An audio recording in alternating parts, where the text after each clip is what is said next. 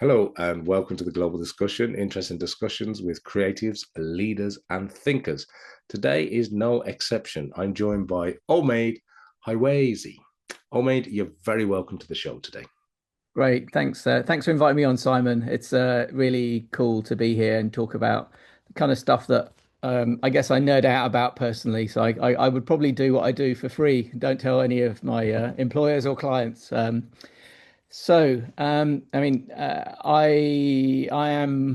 was born in Iraq. I'm Kurdish. My family came to this country in 1972.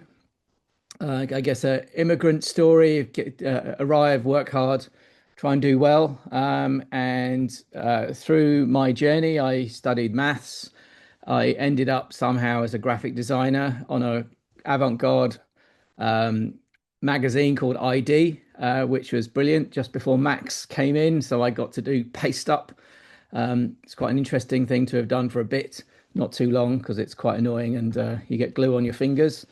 And through that journey of in the creative industries, which was kind of an odd route to take, I would say, I ended up setting up my first marketing agency, which was an integrated and direct marketing agency. It was that precocious.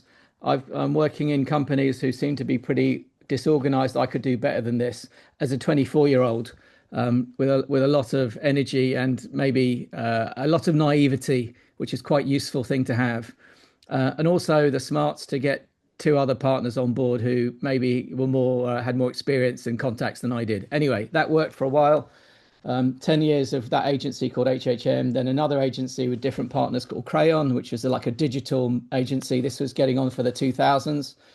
And then I left that. That's a story in itself, but maybe for another day.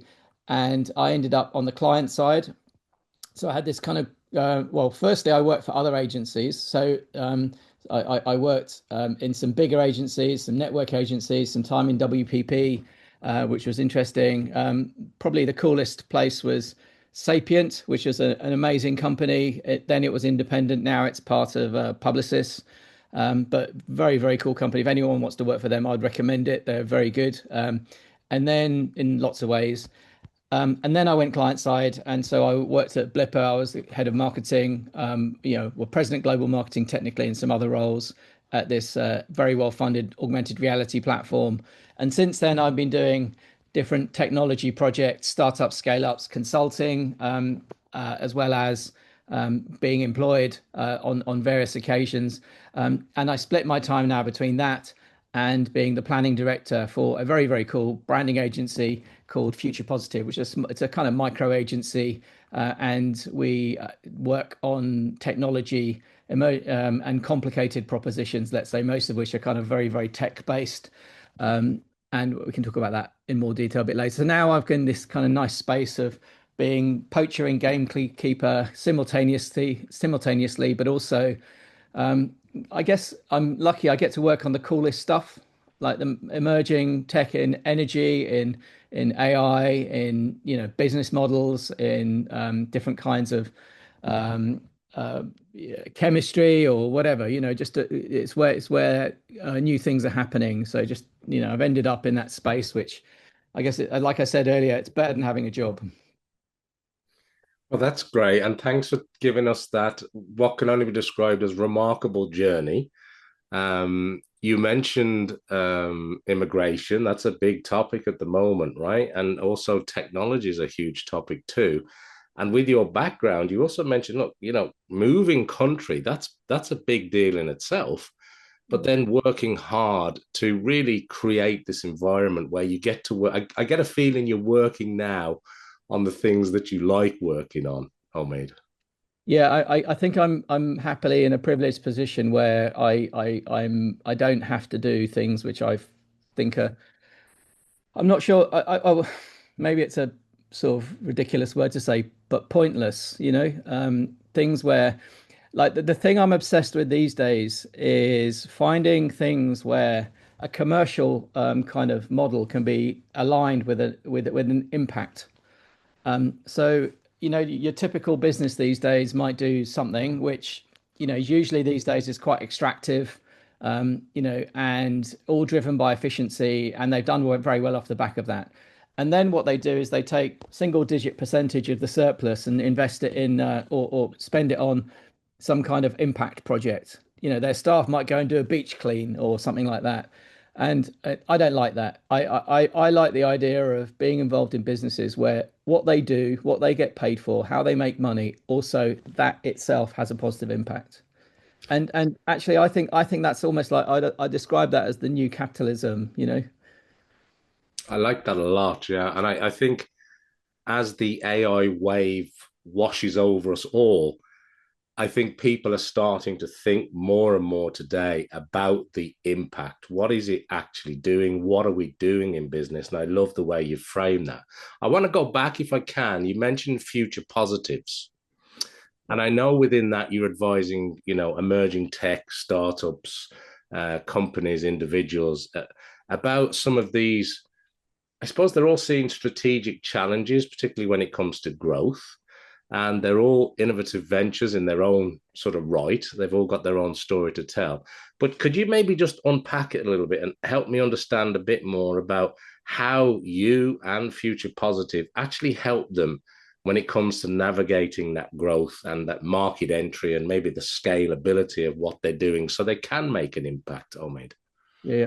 So the thing that's consistent about Future Positive clients is that they have very complex products and propositions. And what that means is usually the founders or the kind of, the technical, the subject matter experts in the business understand it intimately, and how they talk about it is in the detail.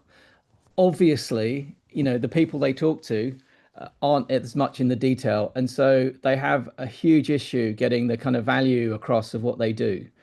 So what we do is separately to how perhaps many agencies operate is we don't try and simplify what they do. We try and understand what they do. So you need people who really want to get into the detail, with maybe technical backgrounds themselves. And then once we've understood that, that's when we kind of develop the story arc, which explains without simplifying the value in whatever it is. So it could be something like to do with, say, energy, so carbon capture, or some kind of a new type of fuel produced in a clever way, through the outputs of industrial processes. It could be to do with something in the medtech space, to do with how diagnosis, a new way of doing tests on emerging or issues around triaging patients, or understanding the conditions they have, where the current flow takes 36 hours. This thing takes 24 hours.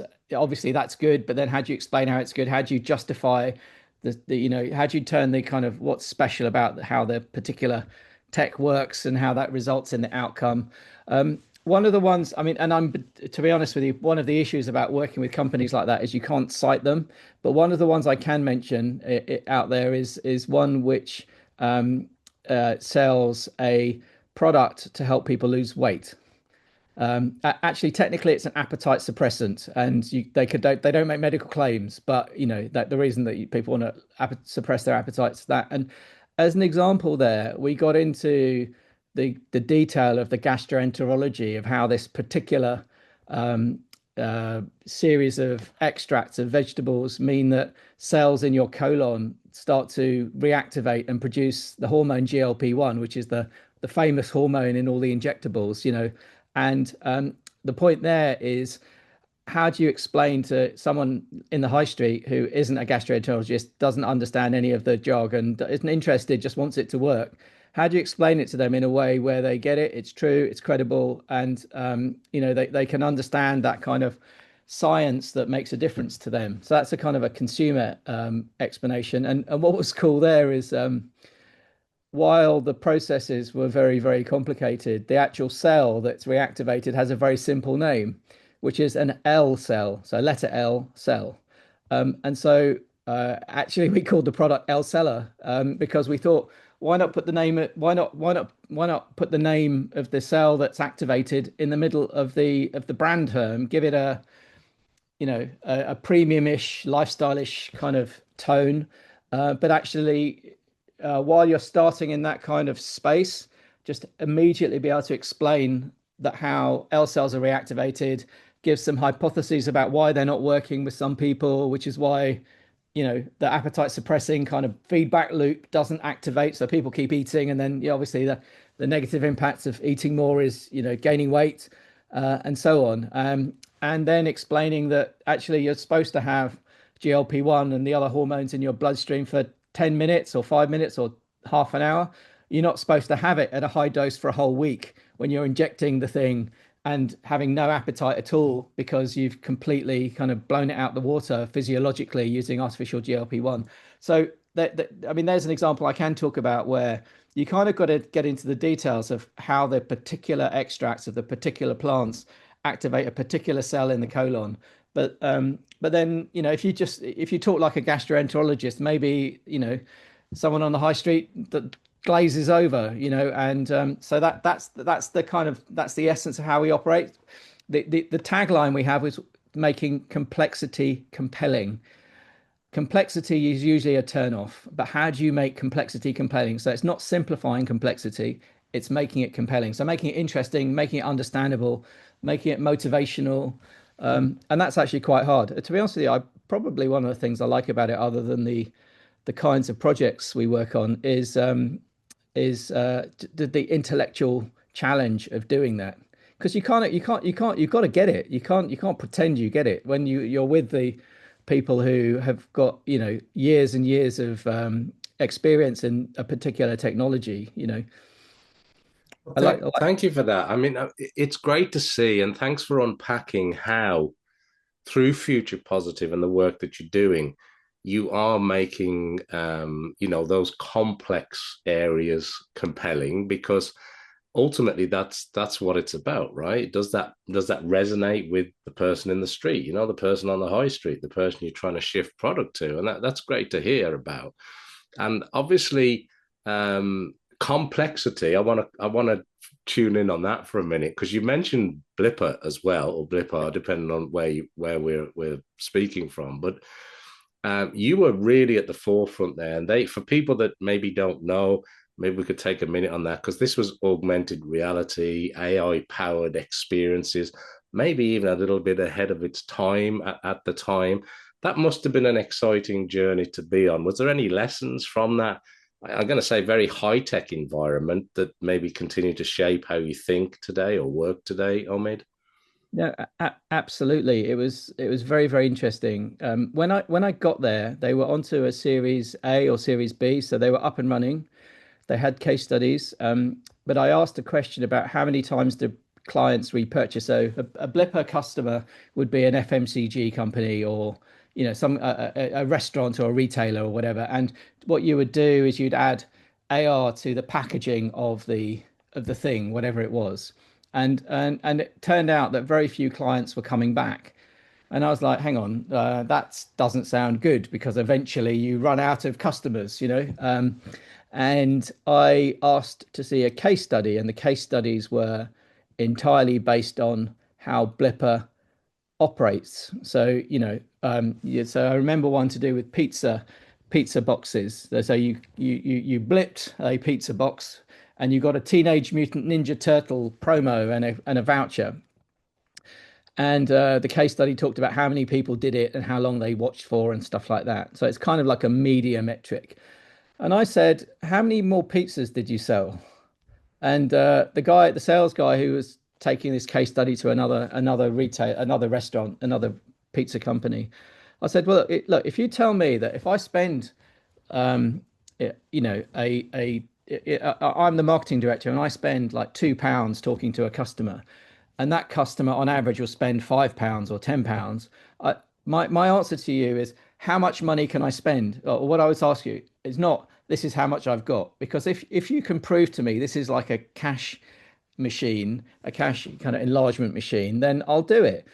And actually none of the case studies were based on actual kind of business metrics of the customers. So I actually set up a unit where we ideated a load of kind of, let's say, strategic roles of augmented reality kind of intervention tactics in a whole series of different categories from FMCG through to auto through to just lots of categories. I think we did 10, and we use those as the basis for client meetings. Saying, well, you could use it here, you could on the packaging, you could use it there on the ad, you could use it there. Once you've got the thing, so there's the manual, so you can add AR to that, and that has this impact of upselling or cross-selling or whatever.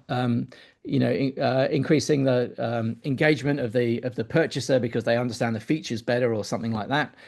And then I worked, it took about a year actually. I was watching as projects came through, as the projects which were the ones most likely to be good case studies. And I attached myself to those projects. That was very interesting because what I found after that period of time is I had three case studies, which they were the only case studies I used after that. The best one was probably we got the opportunity to do Covent Garden, Covent Garden in London, so the retail area. It's a great destination. I don't know if you know it, but it's lovely. We got the opportunity to do the Christmas campaign for that. So we turned, and Pokemon Go had just come out, so we did this kind of. It wasn't quite AR kind of in the real world, but it was marker based, so posters and stuff.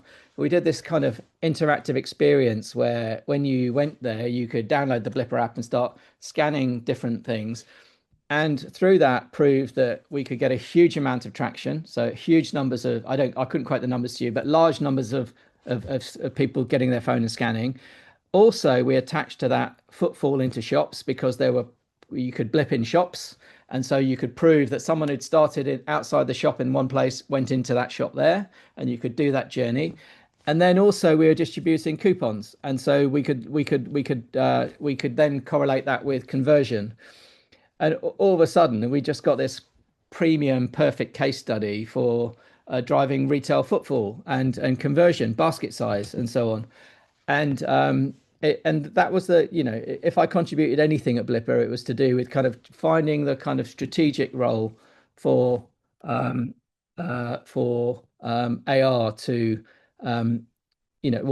how strategically AR should be put into customer journeys, where the main consideration was not how creative was the AR experience, but the main consideration was how could AR affect the value drivers, the KPIs of the customer, the brand who was paying us to do it.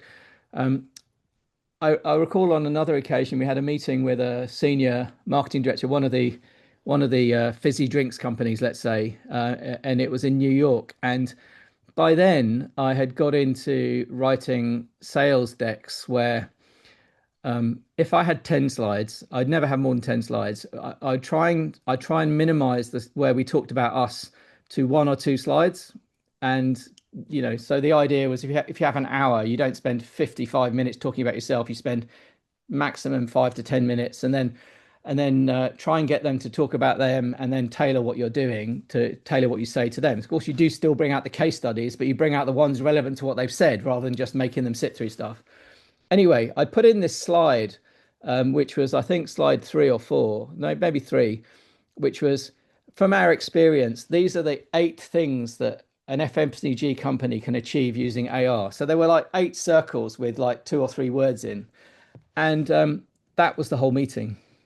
Once the CMO saw that, it was a woman. She just stood up and started working her way through each one and kind of brainstorming with us whether each of these objectives was relevant, and if it was, based on what her metrics were, how we could then achieve them. And I realized that was a kind of really interesting way of contextualizing kind of emerging tech. In this instance, kind of in a way a bit, potentially toxic because it's so cool. You could have a great meeting and nothing happened because you're just demoing this cool stuff. And in a way, that's even worse because, the meeting feels good. But, actually, you've not got into a space where they're going to think, have I got the money to do this? Have I got the internal influence to implement something like this? Will it get me fired or will it get me promoted? Yeah. And that, that's obviously what the people were thinking. And I did, other colleagues, and obviously I didn't have a sales role. I was always a salespeople, but I'm pretty sure that that thinking meant that, I would have sold an awful lot. Not that I had a sales target, but, just by kind of, you know, taking the conversations towards, the client metrics rather than the kind of the vanity metrics of the platform. I think that's a massive lesson that I've taken forwards, always, actually, that realization that, it's not what you're selling, it's kind of what they're buying, or what, how what you're selling affects what matters to them, and that's usually, am I going to get promoted, or am I going to get fired? um I will I? love, I love the points that you're making here because you're dropping some real gems here, Omaid. And like even back to when you were saying, look, I just asked the question, how many more pizzas did you sell? Because that immediately gets right to the heart of the matter. Well, the technology is great, but let's not get carried away. Are you selling more pizzas? And also your explanation of the Covent Garden, and for everybody that knows Covent Gardens, in London, hugely busy retail area, particularly at the time of recording. It's a phenomenal location, and to be able to track a full customer journey, really, from almost outdoor advertising through Blippar, the example you were giving us, through to in-store footfall, through to product and recognition, and then vouchers, and of course sales. Right, so that is a great example where yes, the technology is impressive, but look, let's align that to everything that you want to do. And I think the large fizzy drinks example, I think, echoed that Yeah. because that you're drilling down into those various different objectives and aligning them ultimately to the strategy. So it's working on both sides, isn't it? And I think maybe coming from your agency side and client side, you're coming from both sides as a buyer and a seller of these technology solutions, because ultimately when it lines up, and you've articulated that beautifully for us, it makes a difference, it moves the needle. Yeah, I mean, and I guess that's what matters, is moving the client's needle if you're on the agency side. I mean, that was one of the disappointing things I realized when I switched sides, was that, what in agencies, one is so obsessed with the finities of the adverts, the thing that you're making. And with the best will in the world, the client is like, just, I need something to go in that space. Literally, I don't want to say it, but that's literally what it's like. The effort is all in all the martech, all of the organizational stuff, all of the integration with third parties, all of that, and then you just need the copy to go in the space.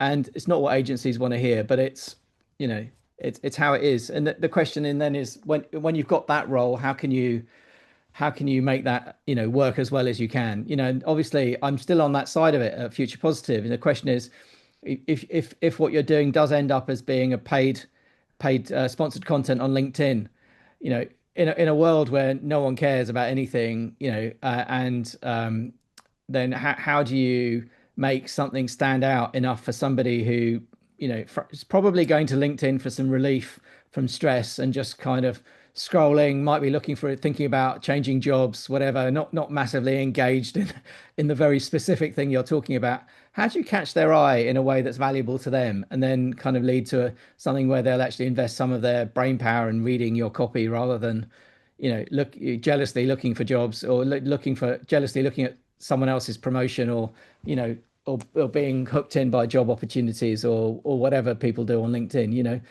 And 100%. Yeah, yeah. I mean, I couldn't agree more. And look, you're coming at this having worked across, whether it's brand strategy or copy or content or moving the needle. We're talking about lots of different elements here to success ultimately. But whether it's AI or AR or whatever the technology is that all coming together now? Because we see tech seems to be just growing and growing and growing. It seems to be getting faster and faster and faster. Are there areas that are shaping maybe the future of consumer and enterprise experiences? Where are you at? What are you looking at from your perspective? What's keeping you interested, Omaid? There's almost nothing that's important that isn't kind of currently working out its relationship with AI currently. I don't think. I think the my instincts say that the impact. So I work through the internet. So my first at the end of my first agency into my second agency, we were doing campaigns for BT Internet using dial-up modems. So I happily, like, I've seen the kind of really difficult end where you had to make the file size of the graphics as small as possible and all that kind of, that people don't even think about anymore. Um, and I've seen how that kind of changed how informed people are about news, how distracted they are, and then also how how it's changed commerce, in every way, B2C commerce, B2B commerce, research, everything. And I don't think anyone would say that hasn't been kind of exponentially transformational. Now, what I would say is that I think that that's a fraction of what AI will do. And my worry is there's two sides of it, and this is a kind of broader cultural point as well as a business point. Is the effects of AI are starting to be seen in terms of availability of job roles, and then also extraction, so value extraction in terms of how long things take, and therefore one or two cycles later, how much people will get paid to do those things. Because if you're writing an ad and you're using a typewriter, it might be accepted that might take 2 days or something. Whereas if when you start using a word processor, then it would be expected it took less than 2 days. And if you're using other automation, including AI, then maybe and it takes 3 hours, then maybe you get paid for 3 hours. Whereas a few years ago, you got paid 2 days. And so, I don't mean exploitation, extraction. I just mean that's just, the baseline of value, time-based value. And we're not in a position necessarily to attach value to output, other than through time in lots and lots of roles. And I think that that's already starting to show. I saw some stats to do with graduate recruitment already being down 17% in England, and I think GB stat. That's massive. That's like almost 1 out of 5 jobs gone. And this is for a grad, so potential high flyers, blah, all of that. And I think that it's not, I worry the government is thinking this is going to be generational, and actually it's like a year or two away when this cycle is going to catch up on us. So, actually we should all be spending a lot of time now working out how to be as efficient as we can and differentiate ourselves as much as possible, whatever AI tools, in all of the things they can do. If you can start an AI company, then do. If you do something else, then work out how you can be the best the best one of you, whatever you do, using those tools that you can. Don't wait for other people to show you. That's what I'd say, and that includes marketing. So you know loads of friends and colleagues are talking about the account executives no longer needed to summarize meetings, because actually kind of LLM driven summaries are better than someone writing it. I've recently been doing a load of qualitative research with purchasers of diagnostic lab equipment, and they're happening online. The system is transcribing and then training an LLM with all of the transcriptions. And the way that I am querying the data isn't, I'm not flicking through pages of transcriptions or scrolling through. I'm querying an LLM. Think about how many hours of that process are gone, whether it was me or someone else transcribing or looking up and so on for the reporting. I think it's spectacular, but as I say, I think that there's lots of processes like that which are, where, let's say, with time-based value, there's a lot less hours to do, and the question is how that's going to affect everything, which is difficult. I don't know the answer, if I'm honest, but I'll just say if you're not looking at it, you need to look at it. And if you think I'm a little bit older, it's not going to affect me, you're wrong. It is going to affect you. I'm talking about significant kind of exponential impacts in 1 or 2 years, not in about 10 years. It's happening now. Yeah, yeah. No, you make some great points. And just the last question from me before we run out of time here, Omaid, is that I want to ask you what maybe two squeeze two sort of relatable points in that I'd like to get your opinion on. You mentioned the graduate challenge and jobs going away, and then the counter argument is yes, but there'll be new jobs created and all that sort of stuff. But you and I are at a certain point in our career where we've been around technology for many years. We understand what it was like before, what it's like, what the future is promising, and how, let's say, remarkable the tools that we have today are compared to even 4 or 5 years ago, never mind 15, 20 years ago. But how do we train the leaders of tomorrow? That's my first question. How do these, people coming out of school, college, university, how do they get a start and become the leaders of tomorrow? Is it a different world from here on out? And secondly, the second part of that question is, as you think about the future, because these are sort of future type questions I'm asking you, what are you thinking about over the next 12 months? Okay, so that first one is a really hard one to answer. I wish I had a really good answer for it. It is the case that in lots and lots of what would you call them, white collar jobs, office based jobs, um, that the junior roles are, there are fewer of them, and then they're not going to be needed so much. So then the question is, how do you clock up the hours to build the instinct to have a senior opinion that someone is willing to pay a premium for, which is what senior people get because their experience means that they can make better decisions quicker. I mean, that's what it is, isn't it? And I guess while they are the people who are running the AIs, maybe for the senior people, they need to be they need to have experiences which get their instincts educated up. It's whether that could happen quicker so that the next generation of seniors aren't 40, 50 something. Maybe the next generation of senior people are, 30, 40 something because, that they might, have that experience, that range of experience quicker. I don't know. I'm hypothesizing here, it doesn't look like what it looks like now. And then the question is, if you're a senior before middle age, and people live another 50 years, what are you going to do? There's going to be an awful lot of older people who are going to need to do other things. I would say, actually, maybe there's a thing that will happen where older people start to do really creative, kind of new things. I don't mean crochet. I mean inventing businesses. Doing. If it's the case that you can do lots of stuff, so you can build prototypes without knowing how to code. Maybe there are going to be loads of doors opening for people to say, well, I don't want to learn Python, but actually let me make an app that does some interesting, thing to do with video streaming, and so on. I mean, to be honest with you, one of the projects I'm working on, the team developed an MPV or whatever prototype. It took about 500,000, took over a year, didn't work very well, and that they ran out of road. And I'm involved now on a kind of a go again on it.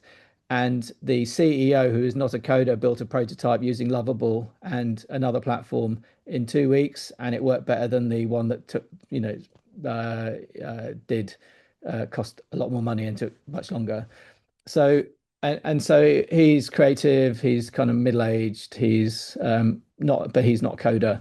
So actually maybe, the first bit is about people, young people, I guess, somehow ingesting experience quicker, which I think you can do actually. Um, and then it might well be that older people just need to, start being creative and rather than living off their experience, which is kind of what you do when you get older particularly in a corporate structure. Maybe they need to start doing new things and, taking risks and, doing startups and trying things, maybe the whole thing will flip around. I wouldn't be surprised actually, to be honest with you, if something like that happened. In terms of what I'm doing, and how I'm dealing with it, I'm embracing these things as much as I can.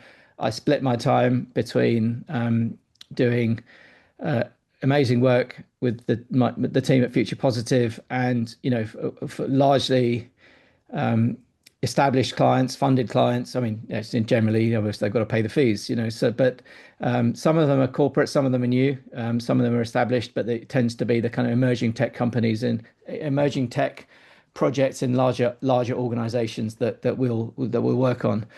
In terms of the other stuff I'm doing, I'm constantly kind of on the lookout for startups that I can invest my time in, and co-found or work for. And But it's in that kind of space of uh,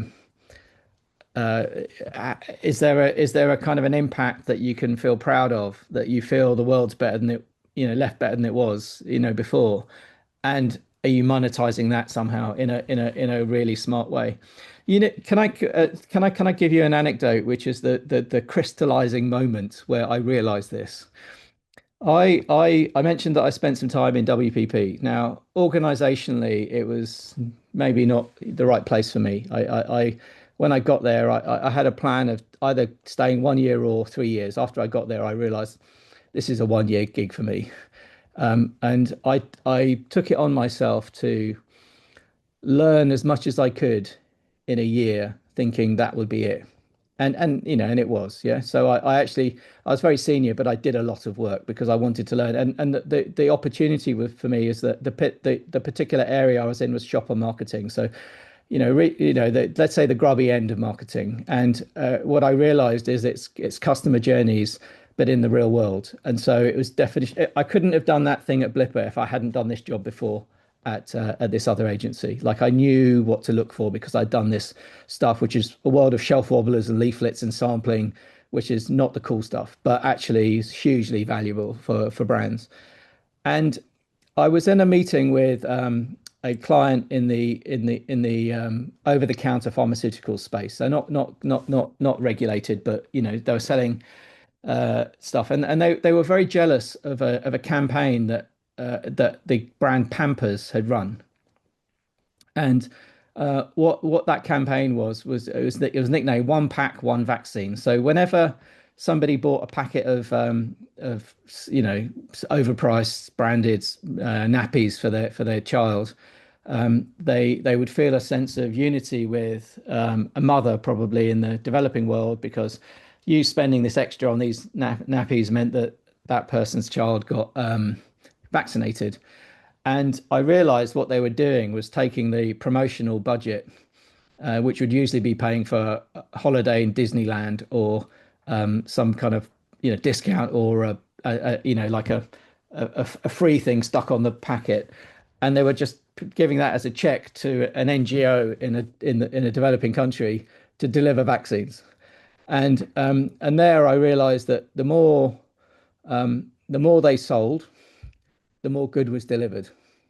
So that they'd aligned those incentives, and I thought, I like that. And that's what this client wanted. They wanted us to somehow replicate that. And until I kind of got into that space, I hadn't thought that way, and that was quite definitional for me. And that's when I realized, well, the creativity in these environments, in these business environments, you can spend it on minimizing costs, avoiding costs, so avoiding paying less, avoiding dealing with the thing, pollution, and just being smart in that way.